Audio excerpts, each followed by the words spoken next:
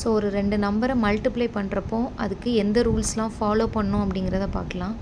So 2 ப்ளஸில் இருக்கக்கூடிய plus சைனில் இருக்கக்கூடிய 2 நம்பரை மல்டிப்ளை பண்ணுறப்போ எப்படி பண்ணணும் அப்படின்னா 2 நம்பரையும் மல்டிப்ளை பண்ணி என்ன சைன் யூஸ் பண்ணோம் அப்படின்னா ப்ளஸ் சைன் தான் யூஸ் பண்ணுவோம். ரெண்டுமே ப்ளஸ்ஸாக இருந்தால் மல்டிப்ளை பண்ணி ப்ளஸ் சைன் வந்து நம்ம போடணும்.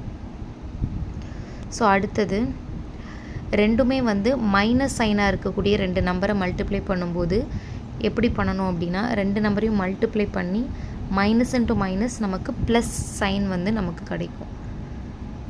ஸோ 2 நம்பரை மைனஸில் இருக்கிறப்போ மல்டிப்ளை பண்ணுறப்போ மல்டிப்ளை பண்ணி ப்ளஸ் சைன் வந்து போடுற மாதிரி இருக்கும். அதுக்கப்புறம் ப்ளஸ் இன்ட்டு மைனஸ், ஒன்று ப்ளஸ்ஸு இன்னொன்று மைனஸ், இப்படி இருக்கக்கூடிய 2 நம்பரை மல்டிப்ளை பண்ணுறப்போ நமக்கு மைனஸ் சைன் தான் வரும். ஸோ 2 நம்பரையும் மல்டிப்ளை பண்ணி மைனஸ் சைன் போடுற மாதிரி இருக்கும். அதுக்கப்புறம் சேம் அதே தான், மைனஸ் இன்ட்டு ப்ளஸ்னாலும் மல்டிப்ளை பண்ணி மைனஸ் சிம்பிள் தான் போடுற மாதிரி இருக்கும். ஸோ இந்த ரூல்ஸை யூஸ் பண்ணி ஒரு பேசிக்கான ப்ராப்ளம்ஸ் எப்படி சால்வ் பண்ணலாம் அப்படிங்கிறத பார்க்கலாம். ஃபர்ஸ்ட் நம்பர் வந்து 7 × 2 ரெண்டுமே ப்ளஸில் இருக்குது. அப்போது ரெண்டுத்தையும் மல்டிப்ளை பண்ணணும். மல்டிப்ளை பண்ணி ப்ளஸ் சைன் வந்து போடணும். இது வந்து ஃபர்ஸ்ட் ரூல்.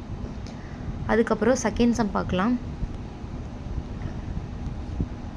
-5 × -4 ரெண்டுமே மைனஸ் சிம்பிளாக இருக்குது. அப்போ ரெண்டுத்தையும் மல்டிப்ளை பண்ணி ப்ளஸ் சைன் போடுற மாதிரி இருக்கும். ஸோ 5 × 4 20 + 20.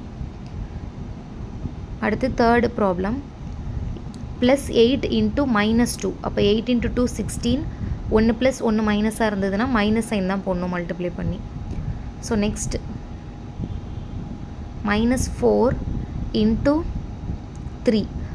ஃபஸ்ட்டு உள்ளது மைனஸாக இருக்குது, செகண்ட் நம்பர் வந்து ப்ளஸ்ஸாக இருக்குது. அப்போ 4 × 3 12 வரும்.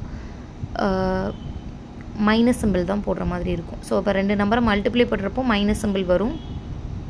ஸோ இதுதான் பேசிக்கான ரூல்ஸ்.